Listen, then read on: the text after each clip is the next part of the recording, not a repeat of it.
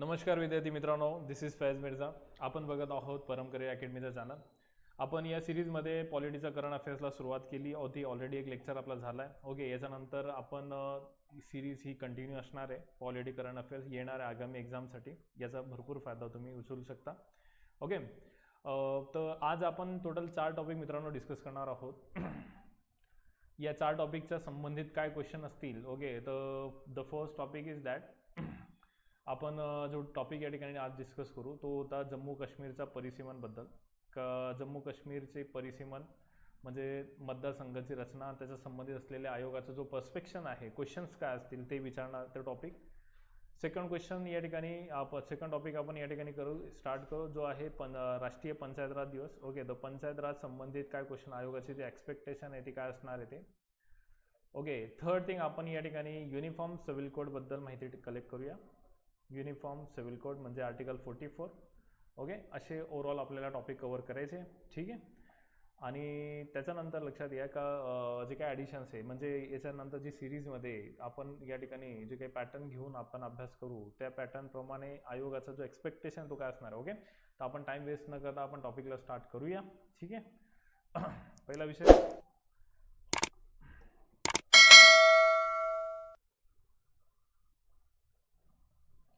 जम्मू काश्मीरचा परिसीमन.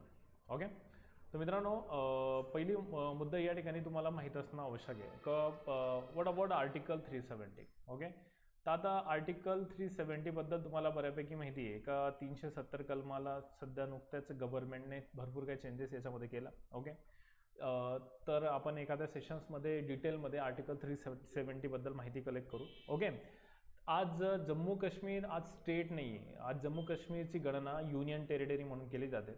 तो या ठिकाणी Jammu Kashmir that is a UT and Ladakh this is a duty. Okay, ते यामध्ये जी मतदारसंघाची पुनर्रचना होणार आहे. ओके, जो मतदारसंघ आहे जे म्हणजे आर्टिकल 370 म्हणजे काही लोकांचं मत असं असतो का आर्टिकल 370 डिलेट झाला.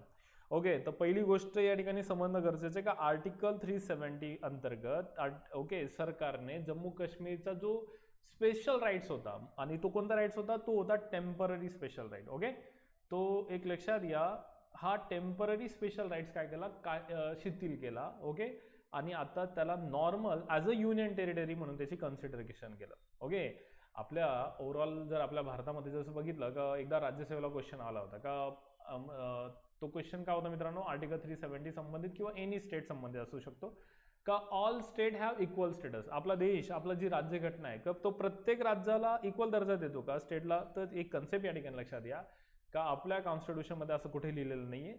Okay, special status, okay temporary special status, okay या नावाने भरपूर सरकारने काही राज्यांना सवलती दिली. तर सर्व राज्य हे समान असू शकत नाही. Like your finger. ओके, आपल्या भारतामध्ये आज 5 राज्य आहे, उद्या जाऊन 6 होतील, 10 होतील, लाईक दिस. ओके, तर स्टेटस जो आहे तो सर्व राज्यांचा समान असणार नाही. तर त्याचसारखा जम्मू काश्मीरला टेम्पररी स्पेशल स्टेटसचा दर्जा होता. ओके, स्पेशल राईट्स होता आणि आता तो काय केलं सरकारने ते शिथिल केला. ओके, तर याच्यामध्ये काय होणार आहे. ओके, याच्यामध्ये परिसीमन बद्दल मी बोलतोय. आर्टिकल 370 बद्दल आपण डिटेल चर्चा करू नेक्स्ट लेक्चर मध्ये. ओके, तर आता परिसीमन बद्दल काय असणार क्वेश्चन. ओके, आयोगाचं एक्सपेक्टेशन काय असेल तुमच्या संबंधित या. ठीक आहे, तर आपण या ठिकाणी टॉपिक डिस्कस करूया. ओके, आता करंटमध्ये तुम्ही न्यूज बघितली असाल. ओके, का ती न्यूज आहे जम्मू काश्मीरमध्ये.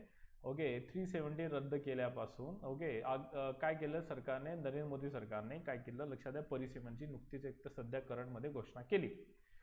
तो काय आहे पॅटर्न परिसीमन, आज आपण तो परिसीमन समजून घेऊ. ओके, आणि ते कसं असतं परिसीमन, नेमकं ते कोण करतं, परिसीमन कशा संबंधित असतो. ओके, याचं पूर्ण डिटेल माहिती या लेक्चर सिरीजमध्ये देणार. म्हणजे फक्त माझा पॉईंट ऑफ व्ह्यू, फक्त तो टॉपिक एक्सप्लेनेशन ही त्याचा पूर्ण बॅकग्राऊंड आणि करंटची जी सिच्युएशन आहे ती करंटची सिच्युएशन मी तुमच्या समोर या ठिकाणी मांडणार आहे. ओके, तर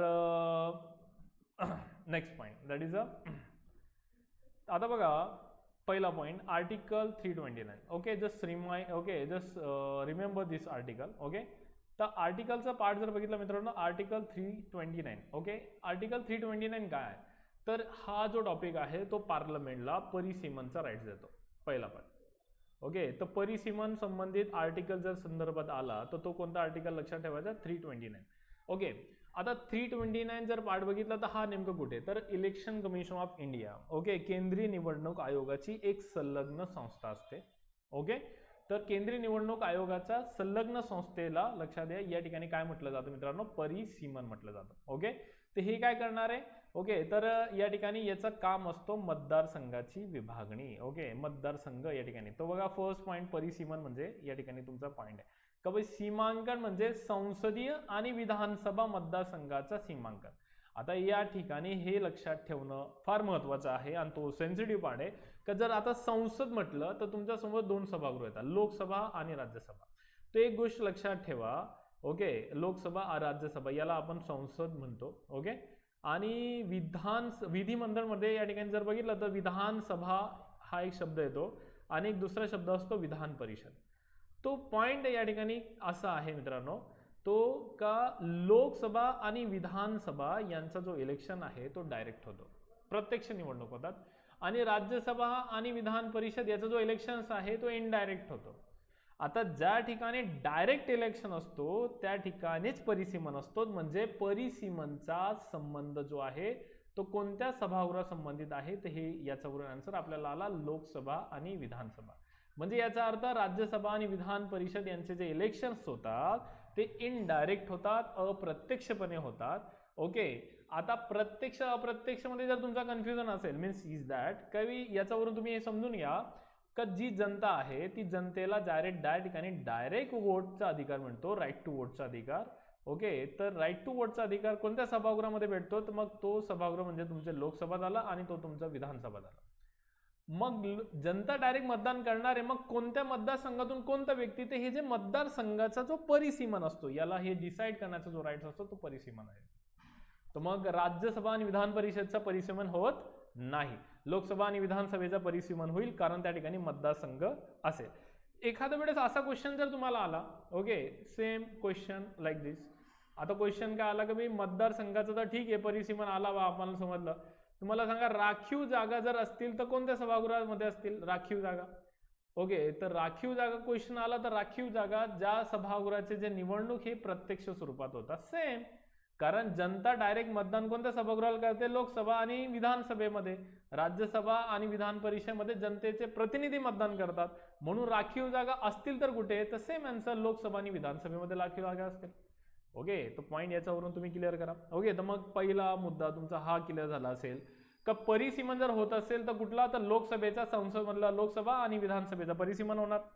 ओके, या ठिकाणी काय आहे, प्रत्येक मतदारसंघात अंदाजे समान मतदारांची संख्या, म्हणजे असं कधी झालंय का काय टिंबटिंब वार्डामध्ये 10 लाखाचे एक सदस्य आणि दुसऱ्या वार्डामध्ये 20 लाखाचे एक सदस्य, बिलकुल नाही होणार. म्हणजे जर एखादा उमेदवार एखादा खासदार हा नाशिकचा खासदार असेल तर नाशिकचा खासदार जर 10 लाखाला खासदार होत असेल तर सेम मुंबई, पुणे, औरंगाबाद या किंवा लातूर या जिल्ह्यामध्ये जर एखादा खासदार होत असेल तर तो 14 लाखला, 13 लाखला, 5 लाखला होईल का, बिलकुल नाही. म्हणजे मतदारसंघाचा परिसीमन ज्या वेळेस केला जातो तर त्यावेळेस त्याला समान लोकसंख्येच्या आधारे त्याची जागाची विभागणी होणं आवश्यक असतो. हे या ठिकाणी सर्वात महत्वाचा क्रुशियल पॉईंट. कोणत्या कलमांद्वारे, आर्टिकल 320 नुसार त्याची स्थापना होणार आहे. ओके, मग कधी केलं जातं, तर हे होतं प्रत्येक जनगणनेनंतर. अच्छा, मग प्रत्येक जनगणनेनंतर हे करणार तरी कोण. ओके, तर हे सर्व जे तरतुदी आहे हे तरतुदी आर्टिकल 329 नुसार राईट्स दिला जातो. कोणा राईट दिला जातो, आपल्या देशात 2 गव्हर्नमेंट आहे. कोणती government, central government, state government. Local bodies एक गव्हर्नमेंट आहे पण ती रन होते स्टेट गव्हर्नमेंटचा. नॉर्मली गव्हर्नमेंट मीन्स आपण 2 कन्सिडर करू, सेंट्रल गव्हर्नमेंट, स्टेट गव्हर्नमेंट. तर परिसीमनचा जो राईट्स आहे तो कोणाकडे, तर याच्यावरून तुमचा आन्सर आला पाहिजे आर्टिकल 329 नुसार तो अधिकार आहे सेंट्रल गव्हर्नमेंट कडे. सेंट्रल गव्हर्नमेंट काय करेल, परिसीमन करेल. हे आपल्याला या ठिकाणी समजून घ्यायचं आहे. परिसीमन कोणाचा होतो हे तुम्हाला समजला. परिसीमन मध्ये काय होणार, ते का परिसीमन कधी होतं, प्रत्येक जनगणना. डिसिजन मेकर कोण आहे, central government is decision maker. आणि याच्या नंतर सर्वात महत्वाचा पॉइंट जो असा आहे का कमिशनचा आदेश जो आहे तो कायदेशीररित्या काय असतो, बंधनकारक. म्हणजे आता बंधनकारक शब्द जेव्हा येतो, ओके, याचा अर्थ 2 गोष्टी होणार. मग तो बंधनकारक कोणावर आहे, तर सेंट्रलवर बंधनकारक आहे, तो न्यायालयावर बंधनकारक आहे. ओके, किंवा त्याचा ज्युडिशियल रिव्ह्यू होऊ शकतो असं क्वेश्चन या ठिकाणी येणार, किंवा तो इलेक्शन कमिशनवर बंधनकारक आहे. तो पॉइंट हे लक्षात ठेवा का परिसीमनचा जो निर्णय आहे तो सर्वांवर बंधनकारक आहे. हे तुम्हाला या ठिकाणी लक्षात घेणं गरजेचं आहे.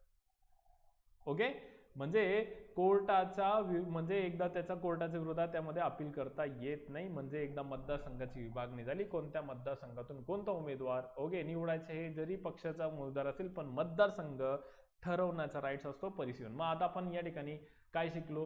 पहिला पॉईंट, सेंट्रल गव्हर्नमेंट परिसीमनची स्थापना करते. कधी स्थापना करते? प्रत्येक जनगणनेनंतर. दुसरा पॉईंट, या ठिकाणी सर्वात मोठा याचा जो निर्णय आहे ओके, याचा जो निर्णय आहे तो काय आहे? प्रत्येक जनगणना ओके, याचा निर्णय जो आहे तो काय आहे? बंधनकारक आहे ओके, बंधनकारक आहे. चौथा महत्वाचा पॉईंट, कोणाच्या अंतर्गत काम करतं? तर इलेक्शन कमिशन ऑफ इंडिया, केंद्रीय निवडणूक आयोग जो आहे तो केंद्रीय निवडणूक आयोग याच्या अंतर्गत ते काम करतो. हे तुम्हाला लक्षात ठेवायचं मित्रांनो. ठीक आहे, तो नॉर्मल विषय तुम्हाला या ठिकाणी समजले ओके. आता या ठिकाणी नेक्स्ट क्वेश्चन आहे ओके, आर्टिकल 82 काय ओके, आणि जम्मू काश्मीरच्या मतदारसंघाचा तो प्रॉब्लेम काय आहे, तो का न्यूजमध्ये आहे एवढं सेन्सिटिव्ह, ते पण आपण लेक्चरच्या म्हणजेच या टॉपिकच्या एंडमध्ये बघू ओके. आता आर्टिकल 82 काय? आर्टिकल 82 पॉवर देतो. कोणाला पॉवर देतो? संसदला पॉवर देतो. कसली पॉवर देतो? तर तो आहे मतदारसंघाची पुनर्रचना ओके. तर संसदला पॉवर देतो. मतदारसंघाची पुनर्रचना हा राईट्स आहे आर्टिकल 82 द्वारे ओके संसदेला. मतदारसंघाची पुनर्रचना हा शब्द या ठिकाणी येऊन झाला. आता मतदारसंघाची पुनर्रचना कोणाची होईल? तो पॉइंट या ठिकाणी बघा, लक्ष या ठिकाणी महत्वाचा, लोकसभा आणि विधानसभा जो मी तुम्हाला मागे बोललो होतो ओके. तर क्वेश्चन काय आला? आर्टिकल 82 नुसार संसद मतदारसंघाची पुनर्रचना करेल. ठीक आहे ओके. मग कोणत्या सभागृहाची? लोकसभा आणि विधानसभेची. आता विधानसभा म्हटलं तर स्टेट गव्हर्नमेंट, तरी सुद्धा राईट्स कोणाकडे? सेंट्रलकडे राईट्स आहे. मतदारसंघाची पुनर्रचना कशी होईल? परिसीमन आयोगाच्या सूचनानुसार होईल ओके. मग आर्टिकल 170 मध्ये काय? आर्टिकल 170 आहे विधानसभेचा मतदारसंघ हे संसद डिसाइड करेल ओके. विधानसभा मतदारसंघ हे डिसिजन मेकर दॅट इज संसद ओके. तर एक गोष्ट या ठिकाणी तुम्हाला क्लिअर झाली असेल का आर्टिकल 82 काय आहे, आर्टिकल 170 कोण आहे ओके. 329 नुसार त्याचा पॉइंट आहे. 82 नुसार पार्लमेंटकडे राईट्स आहे. 170 विधानसभेचा सुद्धा मतदारसंघ सेंट्रल गव्हर्नमेंट डिसाईड करणार. तर हे लक्षात ठेवणं फार महत्वाचं आहे. ठीक आहे. तो मित्रांनो असा तो पॉइंट आहे या ठिकाणी जो तुम्हाला लक्षात ठेवायचा. आता नेक्स्ट पॉइंट इज दॅट रचना आपण या ठिकाणी बघूया. तर परिसीमन मध्ये काय असणार आहे ओके. तर परिसीमन मध्ये एक अध्यक्ष असतो. तो कोण असतो? तर याचा आन्सर तुमच्या समोर आहे. सर्वोच्च न्यायालयातील सेवानिवृत्त न्यायाधीश ओके. सेवानिवृत्त पाहिजे, रिटायर पाहिजे किंवा तो न्यायाधीश पाहिजे नॉर्मली, पण कुठला? सुप्रीम कोर्टचा. हे महत्वाचा पॉईंट आहे ओके. सेकंड पॉईंट आहे मुख्य निवडणूक आयुक्त. करंटमध्ये परिसीमन पण झाले ओके. त्याच्याबद्दल पण मी पुढच्या सिरीजमध्ये त्याचे एक्सप्लेनेशन देईल ओके. न्यायमूर्ती कुलदीप सिंग नंतर सुद्धा 2019 मध्ये न्यायमूर्ती आले, त्यांनी परिसीमन केलं. त्यांनी काय शिफारस केली करंटमध्ये ते सुद्धा महत्वाचं आहे. तर नेक्स्ट सिरीजमध्ये आपण त्याचा पाठपुरावा करू आपण ओके. नेक्स्ट पॉईंट आहे याच्यामध्ये मुख्य निवडणूक आयुक्त किंवा 2 इतर निवडणूक आयुक्तापैकी एक ओके. आता हा महत्वाचा पॉईंट आहे ओके. किंवा 2 निवडणूक आयुक्तापैकी कोणीतरी एक असणार आहे हे लक्षात द्या. आणि त्या ज्या राज्यामध्ये परिसीमन होतं त्या राज्याचा निवडणूक आयुक्त. जसं जम्मू काश्मीरमध्ये होते तर जम्मू काश्मीरचे जे निवडणूक आयुक्त आहे त्यांचा ॲज अ मेंबर म्हणून त्यांची अपॉइंटमेंट या ठिकाणी केलेली. या व्यतिरिक्त याच्यामध्ये 5 खासदार असतात, 5 आमदार असतात ओके. कुठले असतात? तर प्रत्येक राज्याचे ओके. हे कोण असतात? सहकारी सदस्य म्हणून काम करणारे, लक्षात घ्या ओके. तर ही झाली आपली नॉर्मल रचना. नॉर्मली आयोग तुम्हाला असे क्वेश्चन या ठिकाणी विचारतो ओके. तर मग क्वेश्चन काय असेल? रचनामध्ये कमिशनमध्ये कोण अध्यक्ष असतो? अध्यक्ष असतो तो कोण असतो? या ठिकाणी तुम्हाला फिरवला जाईल क्वेश्चन हायकोर्टचे असतात किंवा एनी कोर्टचे असतात हे लक्षात घ्या. तर ही याच्यावरून तुम्हाला क्वेश्चन या ठिकाणी फिरवण्याचे चान्सेस असतात ओके. आता बघा जम्मू काश्मीरमध्ये परिसीमन वेगळे कसे आहे ओके. आता नॉर्मली जम्मू काश्मीरमध्ये पहिल्यांदा 1952 मध्ये सीमांकन आयोग नेमण्यात आला ओके. आणि त्याच्यानंतर कधी नेमण्यात आला? 63, 73, 2002 ओके. म्हणजे देयर इज अ 4 परिसीमन in Jammu and Kashmir okay. आता जम्मू काश्मीरचा परिसीमन जो कायदा आहे 1957 म्हणजे जो काही आता परिसीमन होईल तो या कायद्यामध्ये अपडेट केलं जाईल. अच्छा, तर आता हे तुम्हाला या ठिकाणी नॉर्मली लक्षात. आता आपला ओव्हरऑल आपल्या पहिला पाठ हे लक्षात ठेवणं गरजेचं आहे तुम्हाला का आपल्या संपूर्ण भारतासाठी एक कायदा असतो. तो कायदा आहे लोकप्रतिनिधी कायदा 1951चा. पण जम्मू काश्मीरसाठी आपण स्पेशल कायदा तयार केला कारण मी तुम्हाला सुरुवातीलाच लेक्चरच्या सुरुवातीला मध्ये बोललो होतो का जम्मू काश्मीरला स्पेशल स्टेटस आहे. पण कोणता? तर टेम्पररी स्पेशल स्टेटस होता जो आता काढण्यात आलेला आहे ओके, तर त्या कायद्यानुसार त्यांना त्यांच्यासाठी स्वतंत्र परिसीमनचा कायदा करावा लागला. ओके, आणि हा जो वर्ष आहे 1957चा, याच वर्षी आपल्या जम्मू काश्मीरने बऱ्यापैकी पूर्ण फुल फ्लेजमध्ये एंट्री केलेली आहे. Okay, as a special temporary special state म्हणून हे लक्षात ठेवा. जम्मू काश्मीर सुरुवातीपासून भारत स्वतंत्र होण्या अगोदर पण आपला भारतात भूभाग होता, नंतर पण होता. ओके, त्याचा वेगळा बॅकग्राऊंड आहे. ओके, पण एक पॉईंट लक्षात ठेवा, आपला लोकप्रतिनिधी कायदा संपूर्ण देशासाठी आहे, लोकप्रतिनिधी कायदा 1951चा, आणि जम्मू काश्मीरचा लोकप्रतिनिधी कायदा जो होतो 1957चा. ओके, तर हे महत्त्वाचं आहे, IMP पॉईंट्स हे लक्षात ठेवणं गरजेचं आहे तुम्हाला. Okay, next point is Jammu काश्मीरमध्ये आतापर्यंत जे डिलिमिटेशन झाले, ओके, परिसीमन झाले, ते कोणत्या न्यायमूर्तीचं? 1995 मध्ये जो परिसीमन झाला ते के गुप्ता यांचा अंतर्गत झाला.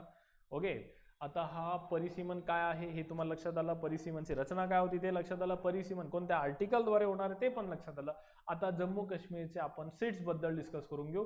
जम्मू काश्मीरची जी असेंब्ली आहे ॲट द टाइम, ओके, त्याच्यामध्ये 87 सीट्स होती. 46 इन काश्मीर, 37 in Jammu Kashmir, 4 in Ladakh. Okay, आणि 24 सीट्स जे आहे ते ऑक्युपाय काश्मीरमध्ये आहे. According to okay Jammu and Kashmir reorganisation act 2019 नुसार, ओके, काय या ठिकाणी जम्मू काश्मीरची जी असेंब्ली आहे त्याच्यामध्ये इन्क्रीज होणार, किती इन्क्रीज होणार? 7 सीट्स इन्क्रीज आहे. That is a important point. म्हणजे 83 वरून ते होता total 90 post for delimitation commission, म्हणजे परिसीमन आयोग आता 90 जागांवर काय करणार आहे? परिसीमन. पहिलं हे महत्त्वाचं का या ठिकाणी जम्मू काश्मीर एक राज्य होता, स्टेट्स होता. ओके, आता तो युनियन टेरिटरी आहे. मग युनियन टेरिटरी आहे आणि विधानसभा पण आहे. तर या ठिकाणी हे लक्षात ठेवणं तुमच्यासाठी महत्त्वाचं आहे का दिल्लीमध्ये युनियन टेरिटरी दिल्ली, ओके, त्याच्यामध्ये पण विधानसभा आहे. ओके, त्याच्यानंतर पॉंडिचेरी आहे, पॉंडिचेरीमध्ये पण या ठिकाणी काय आहे? विधानसभा आहे. आणि जम्मू अँड काश्मीर त्याच्यामध्ये पण विधानसभा आहे. म्हणजे देयर इज 3 युनियन टेरिटरी आणि त्यांच्यामध्ये स्वतःचा विधानसभाचा पार्ट जर बघितला तर असं या ठिकाणी क्वेश्चन्स येतो, जो आपण या ठिकाणी पॉईंट्स डिस्कस करतो. ठीक आहे. ओके, तर हा टॉपिक तुम्हाला कन्सिडर झाला असेल. ओके, समजलं असेल. Okay, next point is next point आपण आता बघू 104वी घटना दुरुस्ती. फार सेन्सिटिव्ह आणि फार महत्त्वाचा पॉईंट. ओके, आता 104वी घटना दुरुस्तीने काय केलं, काय चेंजेस केलं, ओके, हे सुद्धा या ठिकाणी समजणं तुमच्यासाठी गरजेचं आहे. एक जस्ट ओके,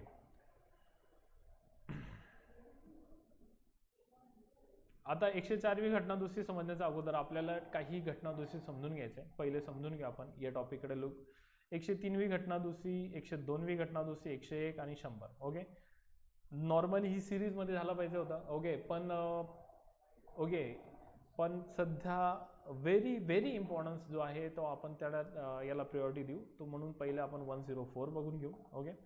ओके, पहिलं 104 काय आहे, कसं आहे ते, जसं तुमच्या एक्स्ट्रा माहितीसाठी आपण या ठिकाणी डिटेल एक्झाम्पल ॲनालिसिस तसं घेऊच. ओके, 100वी घटना दुरुस्ती आयोगाने विचारला पण क्वेश्चन कशामध्ये? भारत आणि बांगलादेश आणि नागरिकत्व संबंधित आहे. ओके, भारत आणि बांगलादेशची जी लँड जी एक्सचेंज झाली, काही जागा भारताने दिली आणि काही जागा भारताने बांगलादेशकडून घेतली, कारण भारत बांगलादेशची पार्टिशन झालेलं होतं. ओके, आणि पार्टिशन जरी झाला तरी त्यांच्यामध्ये जी लाईन ऑफ डिस्प्यूट जो होते, लाईन ऑफ कंट्रोल जी होती ती प्रॉपर तयार नाही केली होती. ती 1971 मध्ये जेव्हा फाळणी झाली होती त्याच्यानंतर ती आता सरकारने ती कायदेशीररित्या त्याला मान्यता दिलेली. ओके, 101 जो आहे तो GST संबंधित आहे. ओके, GSTची रचना, त्याचे संबंध, GSTची काउन्सिल, त्याची मिनिस्ट्री, त्याचा मंडळ, त्याचा सल्ला, GST कशी रन होणार आहे, ओके, याच्याबद्दल आपण डिटेल माहिती कलेक्ट करू. ओके, नेक्स्ट लेक्चरमध्ये 102 जो आहे मागासवर्गीय आयोग जो आहे त्याला संविधानिक दर्जा दिला. ओके, मागच्या सेशनमध्ये आपण तो टॉपिक कव्हर केला होता. आणि 103वी जो आहे तो इकॉनॉमिक बॅकवर्ड जो कमिशन, इकॉनॉमिक बॅकवर्ड जी कम्युनिटी आहे त्यांच्यासाठी रिझर्वेशनचा पॉईंट आहे. हे पॉईंट्स आहे, तो हे सर्व पॉईंट होतील. पण very IMP point that is 104, तो आपण सिरीजनुसार बघू. What is 104? ओके, तर तो आहे अँग्लो इंडियनचा आरक्षण संबंधित. ओके, का त्याचं आरक्षण आणि आरक्षण वाढवण्यासंबंधित काय झालं. ओके, तर आता 104 मध्ये कोणकोणत्या गोष्टी तुम्हाला या ठिकाणी पाठ करायचा आहे. पहिला पॉईंट. ओके, तर याच्यामध्ये फर्स्ट पॉईंट जो आला तो आहे वाढविणे आणि त्याच्यानंतर विस्तार न करणे. बघा, 2 प्लस आणि मायनस, म्हणजे या ठिकाणी पहिलं 104वी घटना दुरुस्तीमध्ये तुम्ही हे सर्वात महत्त्वाचा पॉईंट तुम्ही लक्षात ठेवायचा का काही गोष्टी प्लस झाली, काही गोष्टी मायनस झाली. प्लस काय झालं तर that like this SC and ST जो रिझर्वेशन होता, जो कम्युनिटीचा जो रिझर्वेशन होता तो एक्सटेंड फॉर 10 years. ओके, तर SC ST कम्युनिटी जो रिझर्वेशन आहे, कुठे रिझर्वेशन आहे मी तुम्हाला पहिले पण बोललो. ओके, परिसीमन कुठला सभागृहाचा होता, तो लोकसभा आणि विधानसभेचा. तर तो जो रिझर्वेशन आहे, ओके, तर तो रिझर्वेशन 10 वर्षासाठी वाढवण्यात आला, हे लक्षात ठेवणं गरजेचं आहे. दुसरा पॉईंट आहे विस्तार न करणे. ओके, विस्तार न करणे कोणाचा रिझर्वेशन रद्द करण्यात आला, that is a point is Anglo Indian. Okay, Anglo इंडियनचा लोकसभेत नामांकन विधानसभेत नामांकन जो होता तो रद्द करण्यात आलेला आहे, हे महत्वाचं आहे. ओके, तर काय शिकायचे. Okay, there is a 2 type of reservation. Okay, आपल्या लोकसभा विधानसभामध्ये 2 राखीव जागा आहे. ओके, SC ST कम्युनिटीसाठी आणि त्याच्यानंतर अँग्लो इंडियनसाठी. त्या अँग्लो इंडियनचा जो आरक्षण होता तो आता काय झालाय, तो रद्द झालेला आहे आणि SC STचा जो कम्युनिटीचा जो आरक्षण आहे, राखीव जागा संबंधी जो आरक्षण तो 10 वर्ष वाढविण्यात आलाय, हे तुम्ही या ठिकाणी लक्षात ठेवणं गरजेचं आहे. ओके, आता याच्या संबंधित काय काय टॉपिक्स तुम्हाला पाठ ठेवायचे आणि 104वी घटना दुरुस्तीचा जो लिंक आहे तो या 4 आर्टिकल संबंधित आहे. तर मग हे 4 आर्टिकल काय आहे, ओके, हे 4 आर्टिकलचा बेस काय आहे, ओके, तो हे पण आपण या ठिकाणी कन्सिडर करूया. पहिला पार्ट हे लक्षात या, आरक्षण वाढवतो कोण, राखीव जागा कोण देतो, तो राखीव जागा. ओके, राखीव जागा को चा आर्टिकल जो आहे तो आहे आर्टिकल 334, हे लक्षात ठेवा. राखीव जागाचा जो डिसिजन मेकिंग जो आर्टिकल आहे तो आर्टिकल 334. मग क्वेश्चन काय, राखीव जागाचा आर्टिकल तुम्हाला, राखीव जागा कोणत्या सभागृहामध्ये असते, याचा आन्सर तुमच्या समोर आहे सेम, लोकसभा आणि त्याच्यानंतर दुसरा आहे विधानसभा. ओके, मी पूर्ण लिहून घेतो, लोकसभा आणि विधानसभा हे 2 सभागृह आहे ज्याच्यामध्ये तुम्हाला राखीव जागेची तरतूद आहे. मग नेक्स्ट क्वेश्चन, कर राखीव जागाचा डिसिजन मेकिंग कोण करणार. ओके, तर याचा आन्सर तुम्हाला सेम आहे, परिसीमन कोण करणार होता, संसद. सेम आन्सर आहे, राखीव जागाचा जो डिसिजन मेकिंग तो आहे संसद करणार आहे. ओके, किती वर्षासाठी करणार, आन्सर आहे 10 वर्षासाठी राखीव जागाची तरतूद केली जाते बाय कॉन्स्टिट्यूशन नुसार, बाय लॉ नुसार. तर ही तरतूद आहे आणि याच्यावर आयोगाचा क्वेश्चन तुम्हाला विचारला जातो. तर मग काय क्वेश्चन आला, आर्टिकल 334 नुसार राखीव जागाची तरतूद कोण आणि कसे करणार, याचा पॉईंट तुमच्या समोर आहे, हे पॉईंट तुमच्या या ठिकाणी केले झाले. ओके, तर आता नेक्स्ट क्वेश्चन, आता ओके, तो ते सिरीज मध्ये तुम्हाला परत हे आर्टिकल पाठ करायचे. Article 330 deal with Lok Sabha, Lok Sabha संबंधित आहे. ओके, आणि आर्टिकल 331 परत लोकसभा संबंधित आहे. ओके, तर हे 2 आर्टिकल लोकसभा संबंधित आहे. ओके, तर हे 2 आर्टिकल काय लोकसभा संबंधित, तर 330 लोकसभेचं जो आरक्षण आहे मध्ये, याच्यामध्ये कोणत्या सभागृहामध्ये आरक्षण द्यायचं, तर या ठिकाणी लिहिलंय SC and ST कम्युनिटी. तर there is a reservation for SC and ST community. Okay, कोणत्या कलमानुसार, 330, कोणत्या सभागृहामध्ये, तर लोकसभेमध्ये. हे पॉईंट या ठिकाणी पाठ करा. दुसरा पॉईंट या ठिकाणी का 331 कलम लोकसभा संबंधित आहे, पण आरक्षण काय आहे, अँग्लो इंडियन. ओके, तो अँग्लो इंडियन रिझर्वेशन हा कोणत्या कलमा संबंधित आहे लोकसभेचा, तो 331 कलम या ठिकाणी तुम्ही पाठ करायचंय, ज्याच्यावर क्वेश्चन तुम्हाला येणार. आता अँग्लो इंडियन रिझर्वेशन जो आहे तो कसं आणि कोण, ओके, तो कोणता, तर या ठिकाणी हे मॅन्डेटरी का, ओके, हे मॅन्डेटरी का, तो पॉईंट या ठिकाणी लक्षात या. कॉन्स्टिट्यूशन नुसार आर्टिकल 334 नुसार जेव्हा आरक्षणाची घोषणा केली जाते त्यावेळेस आर्टिकल 330 नुसार that is a point is बंधनकारक. Okay, that is in compulsory. Okay, okay, हे कंपल्सरी आहे, हे बंधनकारक आहे, पण या ठिकाणी आन्सर लक्षात या ठिकाणी काय येईल, हे बंधनकारक नाही, हे महत्वाचं पॉईंट आहे, तुम्हाला लक्षात ठेवायचं आहे. ओके, जर या ठिकाणी सर्वात जो सेन्सिटिव्ह पर्सन आहे ते सेन्सिटिव्ह पर्सन आपले राष्ट्रपती. ओके, तर राष्ट्रपतींना राईट्स आहे का अँग्लो इंडियनचा आरक्षण. ओके, जर काय राईट्स आहे मग त्यांना, का जर लोकसभेमध्ये जर जागा अँग्लो इंडियनचे नसतील तर त्यावेळेस ते अपॉइंट करू शकता, मॅक्झिमम ते पण किती, 2. ओके, म्हणजे जर आणि तरचा क्वेश्चन आर्टिकल 331 संबंधित आहे, बट आर्टिकल 330 हे डायरेक्टली आहे, याचा ऑलरेडी परिसीमन होतो, याचे मतदारसंघ असतात. मग आयोग तुम्हाला क्वेश्चन सांगतो, कभी SC ST मतदारसंघ महाराष्ट्रामध्ये किती आहे, ओव्हरऑल भारतामध्ये किती आहे, मागच्या परिसीमनच्या वेळेस किती होते, आता परिसीमनच्या वेळेस किती आहे, सर्वात मोठा SC मतदारसंघ कोणता, सर्वात मोठा ST मतदारसंघ कोणता, असे question. But what about Anglo Indian, Anglo इंडियनच्या संबंधित तुम्हाला काय क्वेश्चन असेल का, तो पहिला पॉईंट हे बंधनकारक आहे का राष्ट्रपतींवर, नाही, जर निवडून आले नसतील तर बंधन तर त्यावेळेस अपॉइंट करायचे आहेत. म्हणजे या ठिकाणी हे जे आर्टिकल 330 नुसार जे सदस्य निवडून येतील हे कोण असतील तर हे असतील निर्वाचित सदस्य. ओके, निर्वाचित म्हणजे ज्यांची निवडणूक होणार आहे. आणि आर्टिकल 331 नुसार जे सदस्य ओके निवडून या ठिकाणी ते हे कोण असतील नामनिर्देशित असतील. ओके, ज्यांचा अपॉइंटमेंट कोण करेल राष्ट्रपती करेल.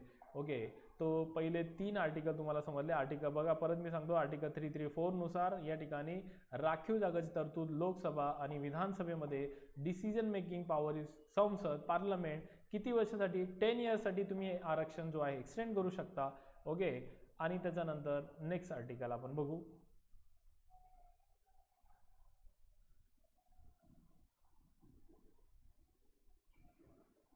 नेक्स्ट आर्टिकल 300, आता जो आर्टिकल होता तो आर्टिकल 332.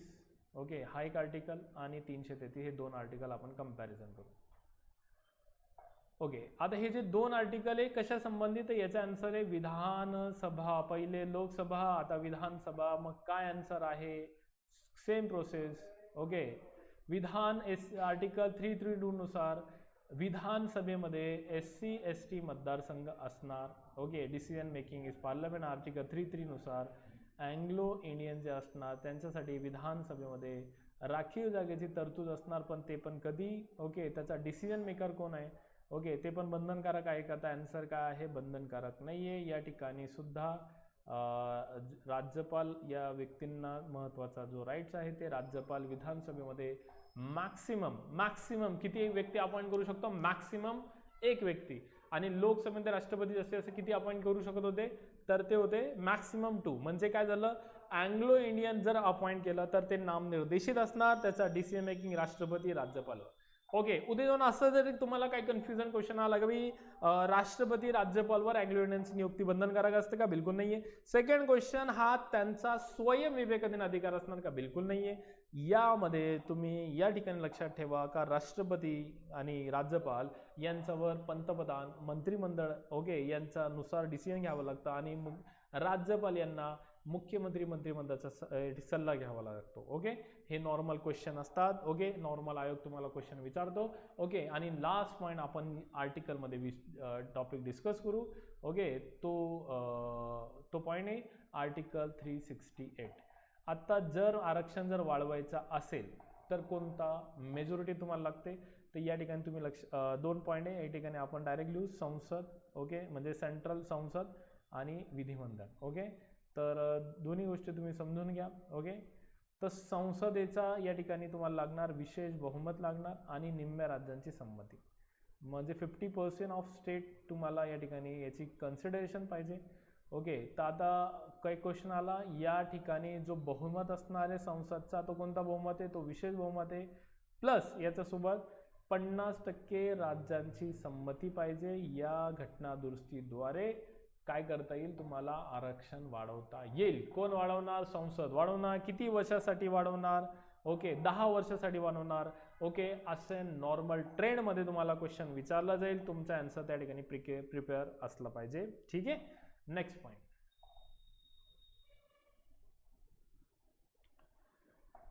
आता तुमच्यासमोर बघा कॉन्स्टिट्यूशन अमेंडमेंट ऍक्ट.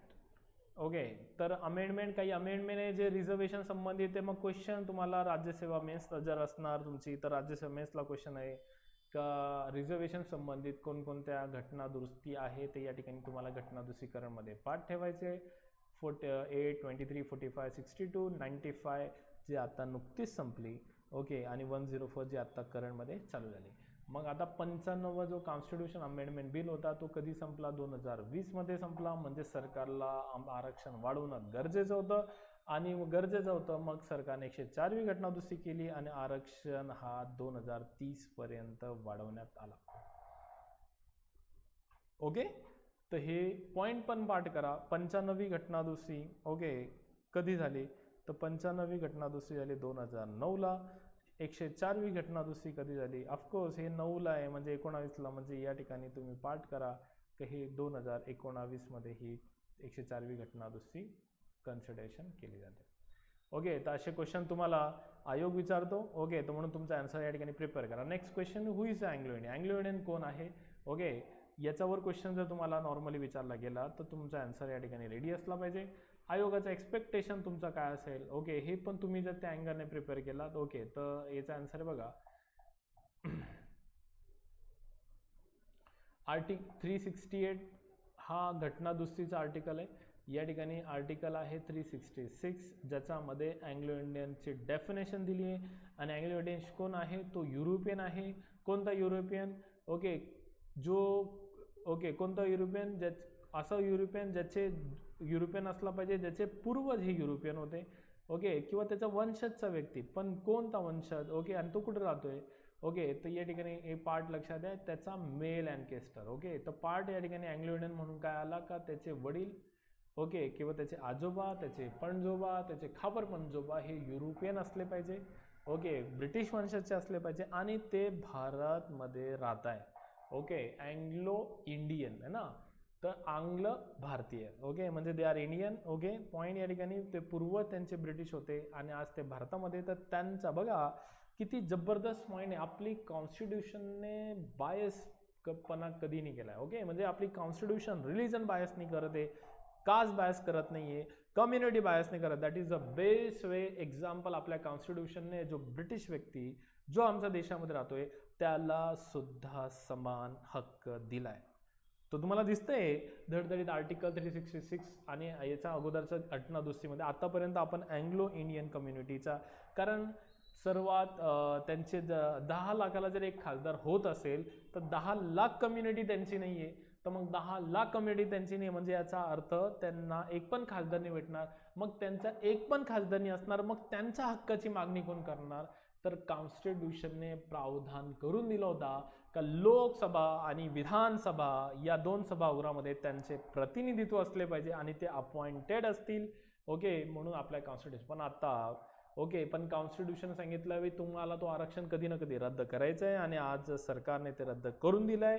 1947 नंतर आज सरकारने रद्द केलं. तर तुम्हाला क्वेश्चन येईल, ओके, का एक अँग्लो इंडियन रिझर्वेशन आणि त्याच्या संबंधित क्वेश्चन, अँग्लो इंडियनची डेफिनेशनचा आर्टिकल तुम्हाला आता समजला, आर्टिकल 366, घटना दुरुस्ती तुम्हाला समजली, अँग्लो इंडियन कोण आहे हे पण तुम्हाला या ठिकाणी समजणं गरजेचं होतं. तो आता तुम्हाला तो पार्ट क्लिअर झाला, ओके. होप तुम्हाला तो टॉपिक समजला. नेक्स्ट पॉईंट,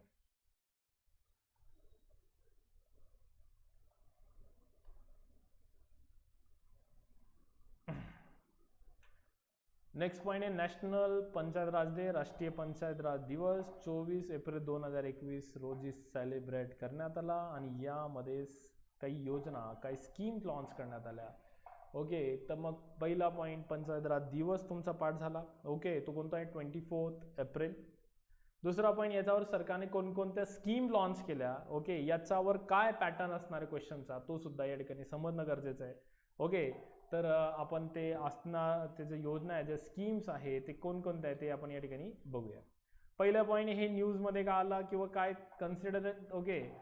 तर पंतप्रधान वितरण सुरू केली ई मालमत्ता कार्ड अंतर्गत स्वामित्व जी योजना होती, स्वामित्व योजना, ही या स्वामित्व योजने लॉन्च करण्यात आली. दुसरा पॉईंट, एक पोर्टल लॉन्च करण्यात आला ज्याचं नाव आहे E Gram Swaraj. That is a user friendly web आधारित पोर्टल सुरू केला. तो जस्ट क्वेश्चन इज, ओके, का क्वेश्चन काय असणार आहे का सध्या राष्ट्रीय पंचायत राजच्या दिवशी 2 गोष्टी जे महत्त्वाच्या झाल्या ते या स्वामित्व नावाची योजना लॉन्च केली आणि ई ग्राम स्वराज नावाचा युजर फ्रेंडली ॲप, ओके. तर मग स्वामित्व योजना काय आहे. दुसरा क्वेश्चन, ही योजना आहे तर याचा दुसऱ्या योजना पण असतील ना, तर मग तो क्वेश्चन काय का त्या मंत्रालयाच्या अंतर्गत ग्राम, ओके, त्या मंत्रालयाच्या अंतर्गत कोणकोणत्या योजना चालतात याच्यावर क्वेश्चन. दुसरं, या पोर्टलचं नेमकं काम काय आहे ते आपण या ठिकाणी सिरीजमध्ये बघू, ठीक आहे. नेक्स्ट पॉईंट,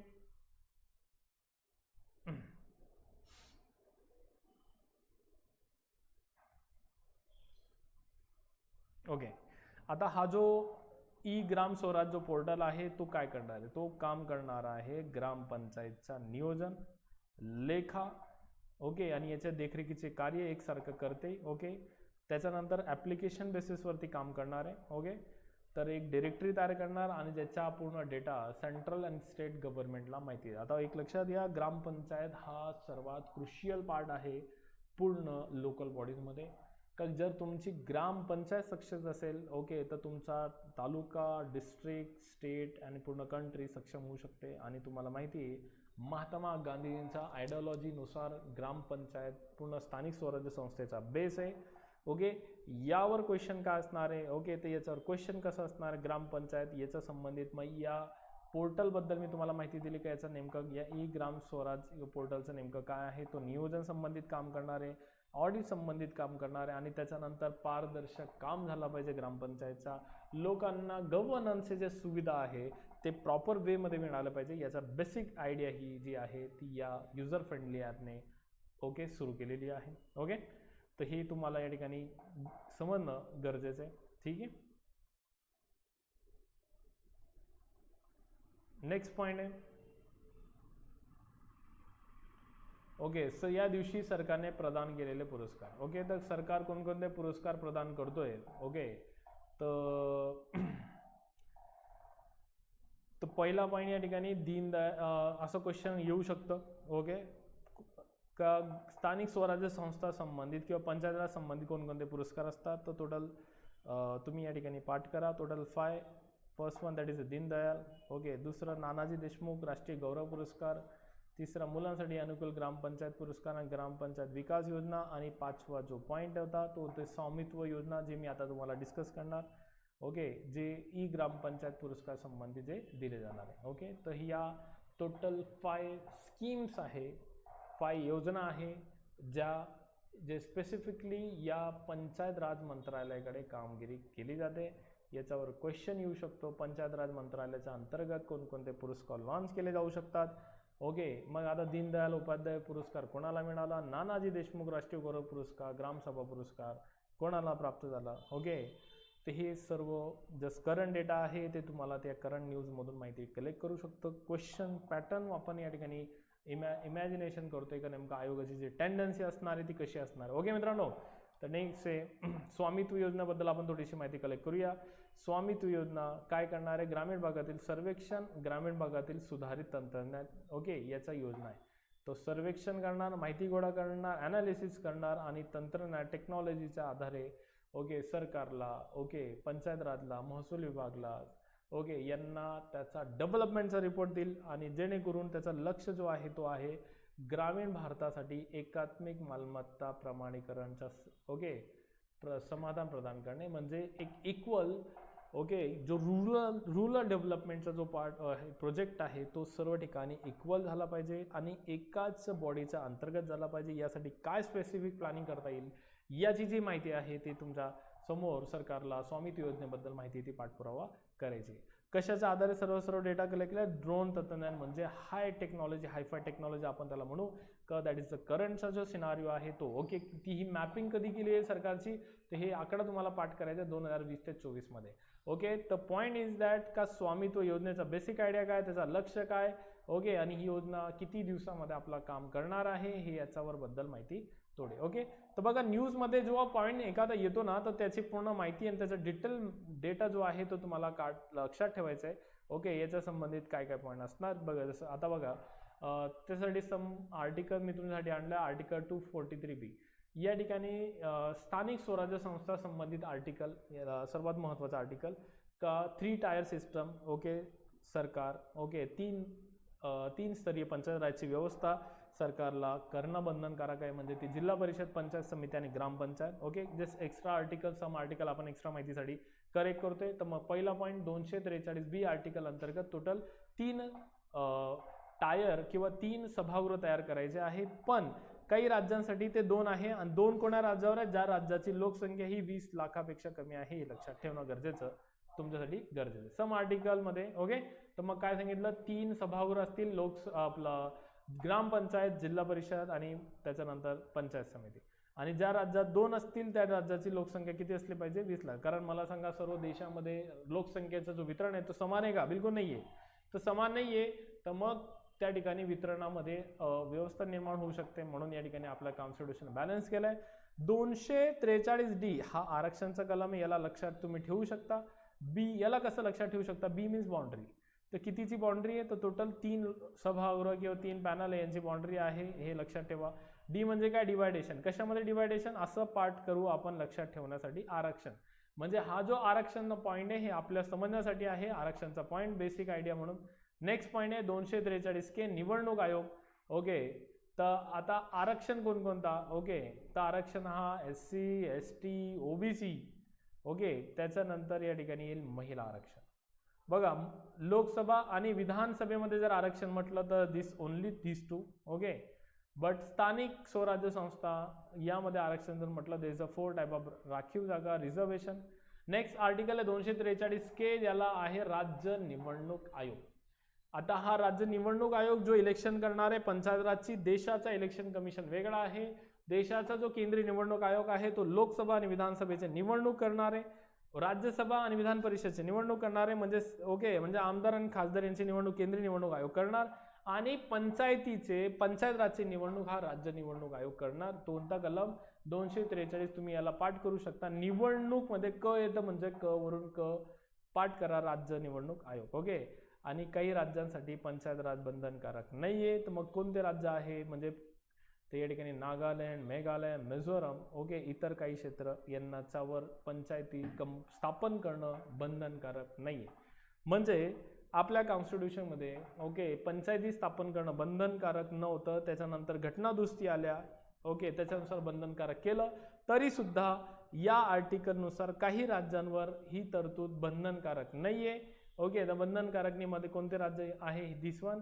ओके, त्याच्यानंतर परिशिष्ट 6 मध्ये जे राज्य आहे त्यांच्यावर सुद्धा ही तरतूद नाहीये. मणिपूरचा जो डोंगराळ भाग आहे त्याच्यामध्ये सुद्धा, आणि पश्चिम बंगालचा जो दार्जिलिंग आणि गोरखा हिल प्रदेश आहे याच्यावर सुद्धा. That is law, that is extra information जे तुम्हाला या ठिकाणी पाठ करणं महत्त्वाची ठरणार आहे. ठीक आहे, तर ही झाली जस्ट करंट डेटा, याच्याबद्दल तुम्हाला मी माहिती शेअर केली. ओके, सध्या पेसा कायदा आला. ओके, मग बंधनकारक आहे, मग त्यांनी तयार नाही केली का, तर आपला जो पंचायत राज एक्सटेन्शन कायदा जो आहे 1996चा पेसा कायदा, ओके, हा पेसा कायदा जो आहे पंचायत राज एक्सटेन्शन तो सध्या 10 राज्यांवर आहे, आणि या 10 राज्यांची लिस्ट तुमच्या समोर आहे ज्यांच्यावर आत्ता कायद्यानुसार बंधनकारक. म्हणजे बघा, कन्फ्यूज होऊ नका. पहिला पॉईंट, पंचायत राज स्थापन करणं बंधनकारक नव्हतं, म्हणजे याचा अर्थ पंचायत राज जो होता सुरुवातीचा हा ऐच्छिक विषय होता, त्याच्यानंतर ऐच्छिक होता, त्याच्यानंतर सरकारने घटनादुरुस्ती केली 73 आणि 74, यानुसार परत त्याचा प्रवास काय झाला, अनैच्छिक झाला, म्हणजे आता कंपल्सरी तुम्हाला ते तयार करायचं आहे. परत काही कलमानुसार काही राज्यांसाठी तो काय आहे, ऐच्छिक झाला परत. ओके, मग त्या राज्यांनी तयार नाही केलं म्हणून परत त्यांच्यासाठी पेसा कायदा आला, आणि पेसा कायद्यानुसार परत ते काय झालं, ऐच्छिक. म्हणजे आज पंचायत स्थापन करणं प्रत्येक राज्यांवर काय झालं, बंधनकारक झालं. हे लक्षात ठेवणं तुमच्यासाठी महत्त्वाचं ठरतं.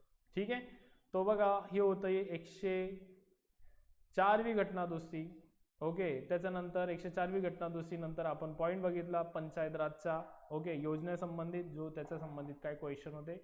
ओके, लास्ट पॉईंट आहे मित्रांनो, तो आहे युनिफॉर्म सिव्हिल कोड, समान नागरी कायदा. मित्रांनो, आपली पहिली कॉन्स्टिट्यूशनचा जो बेस आहे तो काय आहे, we the people. Okay, we कोण, आम्ही भारतीय. आपलं कॉन्स्टिट्यूशन पहिल्यापासून इक्वल आम्ही भारतीय या शब्दावर जोर देतोय, म्हणजे आमच्या भारतामध्ये प्रत्येक जात, प्रत्येक रिलीजन, प्रत्येक कम्युनिटी, ती जेंडर बायस नाही, ती रिलीजन बायस नाही, ऑल कम्युनिटीला समान दर्जा आहे.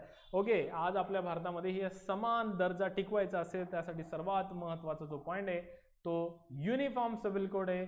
युनिफॉर्म सिव्हिल कोड ओके हा गव्हर्नमेंटला राईट देतो. ओके, गव्हर्नमेंटला राईट्स कशाचा देतोय, ओके, त्याचा संबंधित पॉईंट युनिफॉर्म सिव्हिल कोडचा तो जो कलम आहे तो 44 आहे. तो युनिफॉर्म सिव्हिल कोड आहे ते आपण काय आहे ते आपण आता लगेच बघू. ओके, त्याची जी माहिती आहे ते बघा. करंटमध्ये का आलं तर मुख्य न्यायाधीश होते, आता सध्या नाहीये. ओके, शरद बोबडे साहेब यांनी लक्षात द्या गोवा सिव्हिल कोडचं कौतुक केलं. मग आपल्याला दोन गोष्टी शिकून घ्यायचे, का for about uniform civil code काय आणि गोवाचा सिव्हिल कोड काय आहे याच्याबद्दल आपण माहिती काढून घेऊ. ओके, याची पार्श्वभूमी, याच्या बेसिक आयडिया काय क्वेश्चन असणार ते पण संदर्भ घेऊन आपण या ठिकाणी माहिती करू. ओके, लुक ॲट दिस. पहिला पॉईंट, युनिफॉर्म सिव्हिल कोड कोणत्या आर्टिकल संबंधित आहे. तुमच्या समोर आर्टिकल आला, आर्टिकल 44. ओके, आता काय आहे युनिफॉर्म सिव्हिल कोड, काय कन्सेप्ट म्हणतोय तो युनिफॉर्म सिव्हिल लक्ष या ठिकाणी पॉइंट देतो सरकारला म्हणजे पार्लमेंटला, ओके, संसदेला, का तुम्ही सर्वांसाठी समान कायदा आणा. ओके, समान कोणता कायदा आणायचा तर नागरी कायदा आणायचा, ही राईट देतो.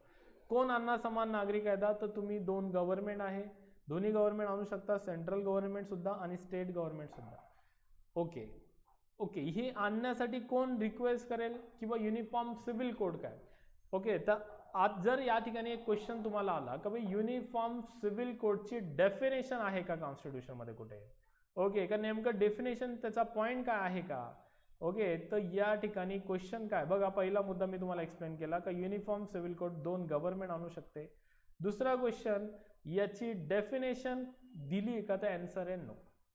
युनिफॉर्म सिव्हिल कोडची डेफिनेशन आजपर्यंत सांगण्यात आलेली नाही. कोणी नाही सांगितली, ना सुप्रीम कोर्टने सांगितली ना पार्लमेंटने सांगितली. ओके, आता हा पॉइंट लक्षात या, सांगितली नाही म्हणजे याचा अर्थ पहिला point uniform civil code, okay, हा संदिग्ध शब्द आहे, हे लक्षात घेणं गरजेचं आहे. ओके, काय आहे आता कॉन्स्टिट्यूशन जर सर्वांना समान न्याय देतोय तर दुसरा लॉ का जो नागरी कायदा जो सिव्हिल लॉज असले पाहिजे ते सर्वांसाठी कसे असले पाहिजे, समान देते. म्हणजे कॉन्स्टिट्यूशन काय म्हणतोय का जर तुम्ही माझ्यासमोर समान आहात तर आम्ही जे तुम्हाला मी समान ट्रीट करत असेल तर तुमच्यासाठी रिलीजन वाईज, ओके, तुमचे लॉ समान असणं आवश्यक आहे. बट आर्टिकल 44 हे बंधनकारक म्हणत नाही, इट इज नॉट मॅन्डेटरी, हे सूचना आहे, हे कंपल्सरी नाही आहे, हे ऑर्डर आहे नाही आहे. लक्षात द्या, हा टॉपिक येऊन जातो मार्गदर्शक तत्वाचा. मार्गदर्शक तत्वे सूचनांचा संच आहे. तो समान नागरी कायद्यावर संबंधित 2-3 गोष्टी तुम्हाला आता या ठिकाणी समजल्या. पहिला पॉईंट त्याचे डेफिनेशन क्लिअर नाहीये. दुसरा पॉईंट समान नागरी कायदा दोन गव्हर्नमेंट आणू शकते. तिसरा पॉईंट मार्गदर्शक तत्वामध्ये युनिफॉर्म सिव्हिल कोड आहे म्हणून तो सूचना आहे, तो कंपल्सरी नाहीये. याच्यावर क्वेश्चन काय असेल याचा बेसिक आयडिया म्हणून तुम्हाला मी एक आयडिया देऊन टाकली. ओके, आता याच्यामध्ये मग नेमकं कशावर चर्चा केली जाते, तो युनिफॉर्म सिव्हिल कोडवर चर्चा केली जाते, लग्नासंबंधित टॉपिक्स. ओके ओके, सर्व नागरिकांसंबंधित जे लग्नाची जी प्रोसिजर आहे ती इक्वल असली पाहिजे. ओके, सेकंड पॉईंट दत्तक, ओके, ॲडॅप्टेशन जे असेल, ओके, वारस, ओके, त्याच्यानंतर वारस, घटस्फोट आणि उत्तराधिकार या टॉपिक संबंधित uniform civil code normally discuss केला जातो. But this not a crucial, that is a end आहे का, बिलकुल नाही आहे. ओके, तर या 4-5 टॉपिक संबंधित सर्व कायदा देशामध्ये काय असलं पाहिजे, समान कायदा असला पाहिजे, समान लॉ असला पाहिजे. ओके, मग ही तरतूद आपल्या कॉन्स्टिट्यूशनने देऊन टाकली. ओके, तर मग आता कसं होणार ते ओव्हरऑल आपण आयडिया बघूया. युनिफॉर्म सिव्हिल कोड इन्स्ट्रक्शन आहे. आता थोडंसं आयडिया आपण स्वरूपात पैसे बघू. पहिला पॉईंट आर्टिकल 15. आर्टिकल 15 गव्हर्नमेंटला गव्हर्नमेंटवर बंधनकारक आहे. तो काय म्हणतो का जेव्हा सरकार एखादा लॉ तयार करेल, ओके, हा लॉ, ओके, कोणत्याही धर्म, ओके, वंश, जात, लिंग व जन्मस्थान, ओके, या आधारे भेदभाव करणारा नसावा. ओके, महत्वाचा पॉईंट आहे. धर्म, वंश, जात, लिंग, जन्मस्थान या आधारे भेदभाव करणारा नसावा. ओके, कशा संबंधित जो सार्वजनिक प्रॉपर्टी आहे, सार्वजनिक मुद्दे आहे, ओके, तर या सार्वजनिक संपत्ती संबंधित त्याचा पॉईंट लागू होतो. म्हणजे आर्टिकल 15 फंडामेंटल राईट आहे आणि हा फंडामेंटल राईट काय सांगतो की तुम्ही कोणतेही religion, caste, okay, community bias होऊ शकत नाही. तुम्हाला जर एखादा कायदा करायचा आहे तर सर्वांना इक्वल कायदा करावा लागेल. ओके, करंटमध्ये जो CAA बिल आला होता, ओके, CAA मीन्स जो सिटिझनशिप अमेंडमेंट ॲक्ट जो होता, जो विशिष्ट कम्युनिटीला अधिकार देत होता नागरिकत्वाचा, विशिष्ट कम्युनिटीला अधिकार नाकारत होता नागरिकत्वाचा, तर त्याला करंटमध्ये याच कलमानुसार आव्हान देण्यात आलं आणि करंटमध्ये याचा पिक्चर बनवला होता आर्टिकल 15. बघितलं असेल तुम्ही. ओके, नाही बघितलं तर बघा. बघण्याचा उद्दिष्ट माझा असं आहे फक्त माहिती पर्पजसाठी, मी तुम्हाला प्रोत्साहित करत नाही न्यूज किंवा पिक्चर बघायला. ठीक आहे, next point article 25. Okay, what about article 25? Article 25 तुम्हाला तुमच्या रिलीजनची पर्सनल, ओके, ॲक्सेप्ट करण्याचा अधिकार देतो. ओके, हा तुमचा पर्सनल राईट्स आहे की तुम्ही रिलीजन ॲक्सेप्ट करू शकता, तुम्ही रिलीजन जो आहे तो रिजेक्ट करू शकता. रिलीजनचे जे तरतुदी आहे त्याचा पालन करायचं की नाही करायचं हा तुमचा पर्सनल राईट आहे. तुम्ही रिलीजन एक्सप्रेस करू शकता, that is your personal rights, आणि हा आपला कॉन्स्टिट्यूशनचा फंडामेंटल राईट्स. बघा पॉइंट काय आहे, एक मार्गदर्शक तत्वे, ओके, आर्टिकल 44, ओके, हा DPSP मार्गदर्शक तत्वे, and remaining these are all fundamental rights. okay, these all fundamental rights. ते हे का सांगतोय, कारण या कलमासोबत या कलमाची फाईट होते. आर्टिकल 26 काय, आर्टिकल 26 काय आहे समजून घ्या आणि त्याच्यानंतर आपण त्याचे बॅकग्राऊंड डिस्कस करू. आर्टिकल 26 काय, का प्रत्येक रिलीजनला स्वतःची एक आयडेंटिटी ठेवण्याचा अधिकार असतो, का तुम्ही तुमच्या रिलीजनचे एक आयडेंटिटी, एक लॉज तयार करू शकता. म्हणजे आर्टिकल 25 हा तुम्हाला रिलीजन ॲक्सेप्ट करण्याचा अधिकार देतो, तर आर्टिकल 26 तुमची स्पेसिफिक रिलीजनची तरतुदी, आयडेंटिटी टिकवण्याचा राईट देतो. आर्टिकल 27 ओके जो आहे तो सरकारला या ठिकाणी धार्मिक नावाखाली कर सक्ती करता येणार नाही ही तरतूद येतो. आणि आर्टिकल 28 धर्माच्या नावाखाली तुम्हाला धार्मिक शिक्षण जो आहे तो कंपल्सरी करता येणार नाही. ओके, हे पण तरतूद या ठिकाणी देतो. That is all fundamental rights. Okay, आता मी हे फंडामेंटल राईट का सांगितलं, याचा बेसिक क्वेश्चन काय आहे, काय पॉईंट आहे तो एक लक्षात द्या. फंडामेंटल राईट वर्सेस DPSP या ठिकाणी चालू होऊन जातो. DPSPचा कोणता कलम, मार्गदर्शक तत्वाचा कोणता कलम 44 वर्सेस आर्टिकल 15 जो सरकारला सांगतोय की तुम्ही रिलीजन बायस होऊ नाही शकत. आर्टिकल 25 जो तुम्हाला रिलीजनचा अधिकार देतोय. आर्टिकल 26 जो तुम्हाला, ओके, आता पॉइंट लक्षात द्या. आर्टिकल युनिफॉर्म सिव्हिल कोड साठी तुम्ही रिलीजन मध्ये चेंज करू शकता का, असा क्वेश्चन. आणि आर्टिकल 26 काय सांगतो का तुम्हाला तुमच्या रिलीजनची पर्सनल आयडेंटिटी, म्हणजे या ठिकाणी हे दोन आर्टिकल एकमेकांसोबत फाईट करते. दुसरा आर्टिकल 15 तो तुम्हाला काय राईट देईल, आर्टिकल 15 राईट्स तुम्हाला देईल का तो सरकार एखाद्या रिलीजनच्या नावाखाली भेदभाव नाही करू शकत. म्हणजे हा वेगळा आर्टिकल आहे परत. ओके, तो आपल्या देशामध्ये हे दोन आर्टिकल फाईट करतात. म्हणून बघा पहिला पॉईंट, हिंदू कोड संहिता, हिंदू मॅरेज ॲक्ट तयार करण्यात आला. यानुसार हिंदू व्यक्तीला आपल्या आयुष्यात एकदाच लग्न करण्याचा अधिकार आणि मुस्लिम व्यक्तीसाठी शर्यत लॉ करण्याचा अधिकार आला. ओके, तो सध्या, ओके, हे दोन्ही कायदे सध्या करंटमध्ये तुम्हाला माहिती आहे ट्रिपल तलाक बिल पण आला. ओके, तर हा ट्रिपल तलाक बिल काय आहे हे सुद्धा आपण नेक्स्ट सिरीजमध्ये बघू. आता आपण फक्त नॉर्मली काय आपण कलमाची कशी भांडण होतात, ओके, याची तरतूद मी तुम्हाला एक्सप्लेन करण्याचा मुद्दा दिला. आता next point, uniform civil code काय आहे तुम्हाला समजलं, कोणत्या कलमासोबत याची फाईट होणार आहे हे पण तुम्हाला समजलं. त्याच्यानंतर लास्ट पॉईंट आपण या ठिकाणी बघू गोवाचा, का गोवामध्ये युनिफॉर्म सिव्हिल कोडमध्ये, ओके, काय आहे तरतूद. ओके, युनिफॉर्म सिव्हिल कोडमध्ये याचे जे फायदे आहे हे फायदे परस्पर विरोधी राष्ट्रीय एकीकरणात UCC मदत करेल. ओके, तुम्ही राज्यसेवा मेन्स करत असाल तर तुम्हाला हे टॉपिक महत्त्वाचे ठरतील. त्याच्यानंतर सेकंड पॉईंट दिस वन. ओके, थर्ड पॉईंट दिस वन. कमतरता काय आहे, फंडामेंटल राईटचा कमतरता आहे. ओके, भारतातील एक प्रमुख वैशिष्ट्य आणि विविधता आपल्या भारतामध्ये जबरदस्त आहे. दर 5 किलोमीटरला आपल्या देशाची संस्कृती बदलून जाते. ते तर रिलीजनमध्ये चेंज करण्याचा, आणि आपल्या देशामध्ये लोकशाही आहे तर रिलीजनमध्ये सहजासहजी जनता हस्तक्षेप ॲक्सेप्ट करत नाही. ओके, नेक्स्ट पॉईंट आपण या ठिकाणी बघू जो होता Goa. Okay, Goa uniform civil code. Uniform civil code आणणारा एकमेव राज्य म्हणजे कोणता, गोवा. आता जो पुरोगामी कायदा होता काय आहे वैशिष्ट्य, गोव्यातील एक समान नागरिक कायदा हा एक पुरोगामी कायदा आहे. म्हणजे डेव्हलपमेंट न्यू जनरेशनचा कायदा जो पती पत्नी आणि मुलांमध्ये काय करतो, उत्पन्न आणि मालमत्ताचे समान विभाजन करण्यास परवानगी देतो. That is first point.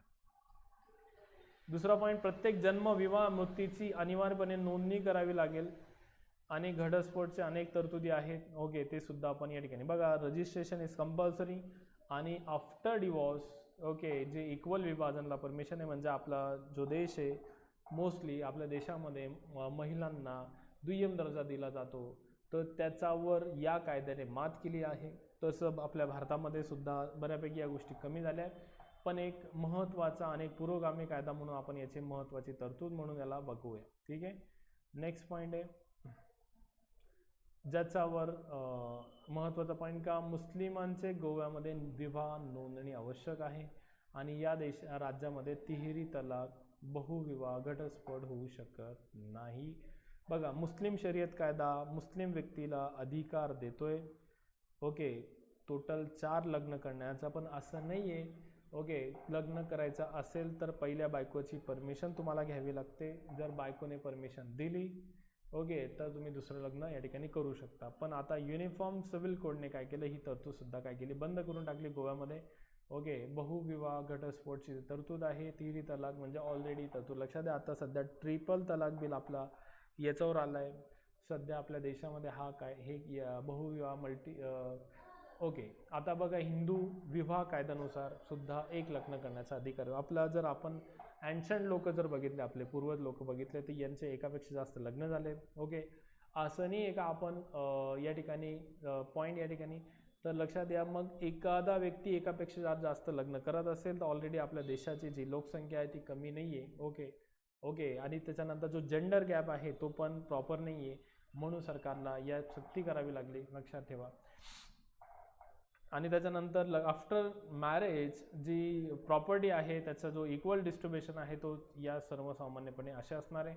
Next point आहे घटस्फोटाच्या बाबतीत प्रत्येक जोडीदारास अर्ध्या मालमत्तेचा हक्क आहे. सध्या करंटमध्ये आपण युनिफॉर्म सिव्हिल कोडबद्दल भरपूर अशी माहिती सांगू शकतो ओके. शहाबानो केस खटला पण सेन्सिटिव्ह आहे याच्या संबंधित. तो शहाबानो खटला पण तुम्ही जस्ट माहिती टाका. शहाबानो खटलाचाच सध्या करंटमध्ये भरपूर न्यूज चालू असतात ओके. तुम्ही त्याच्याबद्दल किंवा एखादा सिरीज आपण त्याच्याबद्दल माहिती काढून घेऊ का शहाबानो खटला जो स्पेसिफिकली युनिफॉर्म सिव्हिल कोड संबंधी याच्याचमध्ये सुप्रीम कोर्टने पहिल्यांदा महिलाला आफ्टर डिवॉर्स ओके अर्ध्या प्रॉपर्टीचा राईट्स दिला होता.